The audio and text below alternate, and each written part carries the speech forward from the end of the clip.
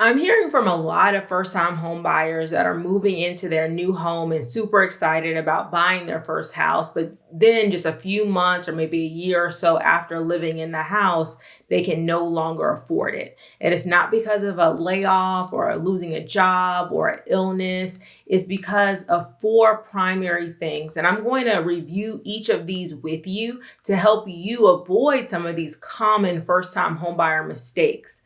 And mind you, these buyers had fixed rate mortgages. The price of their home didn't change, their interest rate didn't change, but other things changed that they needed to be aware of ahead of time. So let's get into it. My name is Shaheedah Hill, and I'm getting you over the hill to home ownership and helping you confidently buy your first home. Now, the first of the four things we're going to discuss is tax increases.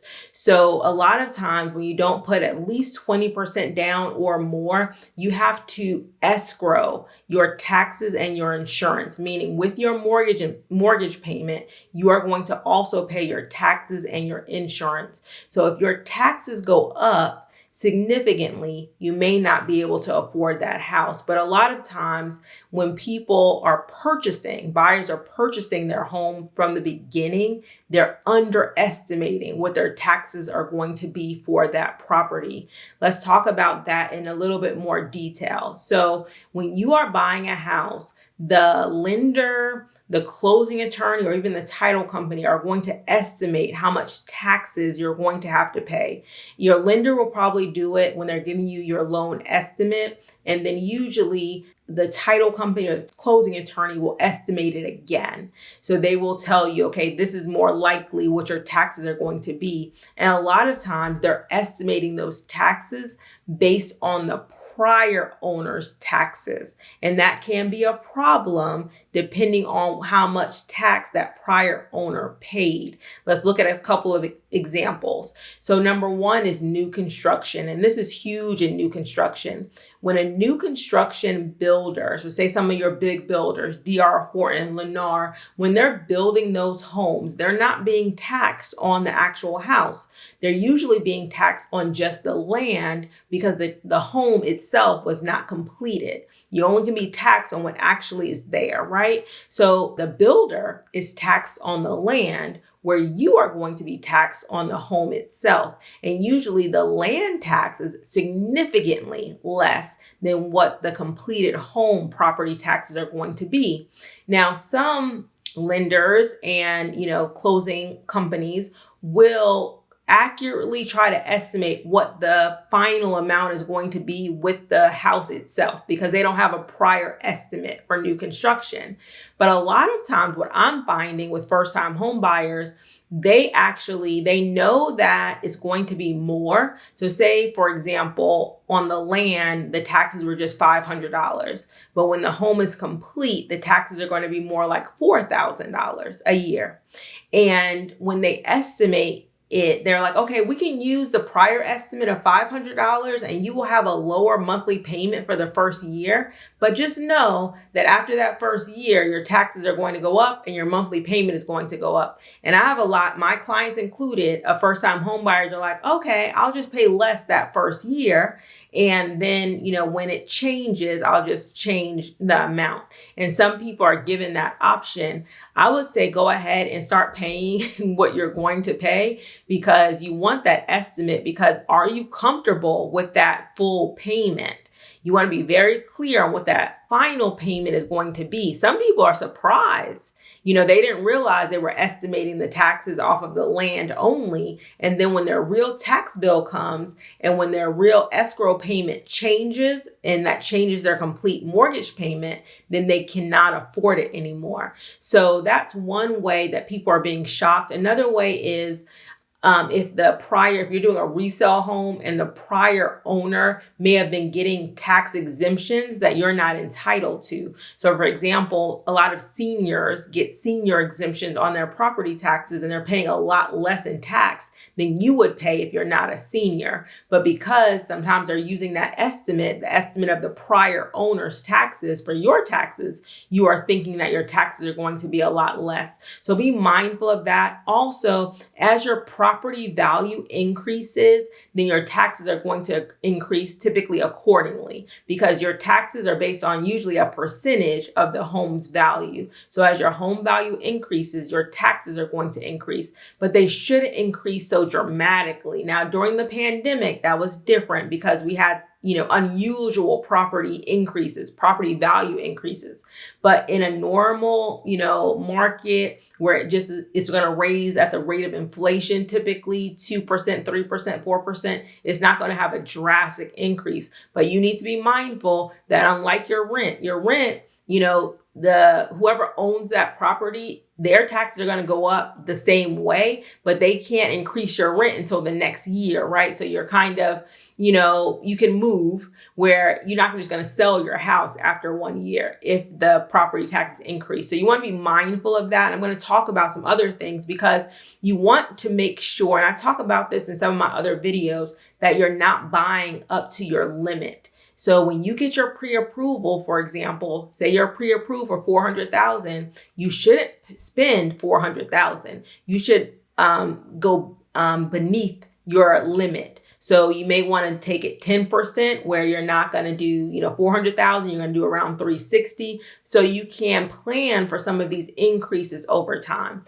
The other one is insurance increases. And this is for the same reason as the taxes. As your property value increases, it costs more to insure that property, and you have to plan for that. That's why, again, you don't want to, insure or buy up until the maximum amount, right?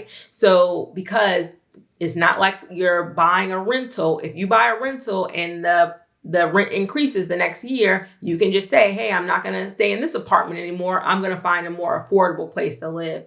Now, again, the pandemic was hopefully an isolated incident. One of the things we're, only going to see maybe in our lifetime, but you never know. You want to make sure that you're putting some wiggle room there. So if things do increase, taxes, insurance, you're still comfortable in that home. The other thing is HOA assessments. So if you are living in an HOA community, particularly this is a bigger deal for townhomes and condos because you have more shared spaces, more common areas. And so more things that need to be maintained, and a higher usually monthly fee for those type of assessments. Where if you're living in a subdivision with only a few amenities, then your monthly fee or your yearly fee is not as expensive. But if you are living in a place where there are a lot of common areas, there's a larger, more expensive monthly assessment. You want to make sure that that assessment is not likely to change dramatically. So a lot of times when you're moving in, it's hard for you sometimes to get a lot of that HOA information. The seller will tell you, hey, this is what we're paying. But they also, if you get a HOA disclosure, you can work with your agent in getting this. You should get some disclosures about the HOA, about the community association ahead of time. Are there any special assessments planned? Do they plan on increasing the assessment? If you can get some of those budgets, if you can get some of those minutes from the HOA meetings, and you can see what's being discussed at this meeting. Are they, under budget? Are they not, collecting enough from their residents that they're falling short of budget? So say that their budget is $300,000 a year for the community, and they're only collecting $200,000 a year. If they're not meeting their budget, then more than likely there's going to be either increase in that assessment, or something needs to happen to cover that, or some of the amenities and that sort of thing may not be taken care of, and that can also impact your property value. So you want to be very cautious if you are having a monthly HOA so say you pay $200 a month for your, townhouse, your condo, and if there are other assessments, it can go up from $200 to $300. So you want to just make sure that you're fully aware, look over the years, how often did the assessment go up? So you can kind of plan for that as well. I've lived in the house that I'm living in for 7 years.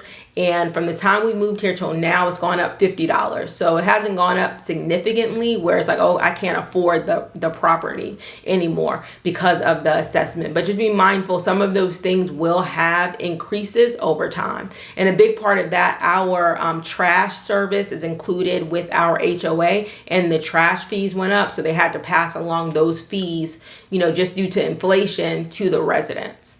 And the last thing that I want to discuss about why some people can no longer afford their home is because when they purchased the property, they planned on other people's income helping them with the monthly payment. So these are things like, oh, I'm going to have a roommate and then the roommate moves out, or I'm buying with friends and family and they move out, or I am a single parent and I qualified using some, child support income that I was planning on getting, and maybe your child's parent, they lose their job, they no longer can pay you, something happens with that income. You want to plan as much as possible that for buying a home where even if you did not get that extra income, you could still afford it, and maybe use that extra income, because you can't depend on it 100% for other things that you need to pay for.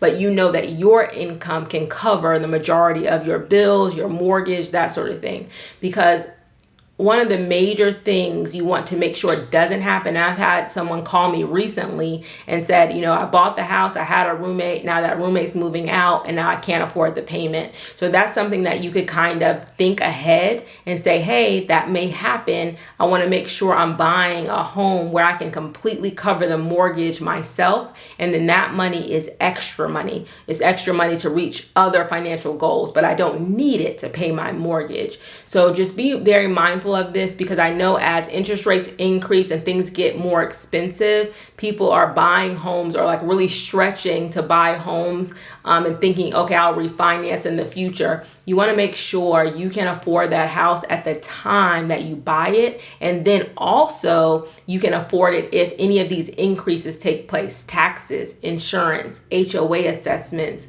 or, somebody not fulfilling their financial obligation to you if they, bought the home when they were part of the picture when you initially purchase the property. So all of these things. Also make sure if you're buying a property, you have an emergency fund of 3 to 6 months of expenses, and that will cover you if you have a job loss or something like that typically. And if you have a more unstable type of employment or you're retired, you probably want 12 months of expenses before you buy a house. I hope this was helpful. If you have any questions, I'm going to link below, and I want you to watch this video next. It's about my escrow account going up and how I handled that. So it's a good way for you to know how it could happen to you as well. Thank you so much for watching. Please like and subscribe to my channel for new videos every week.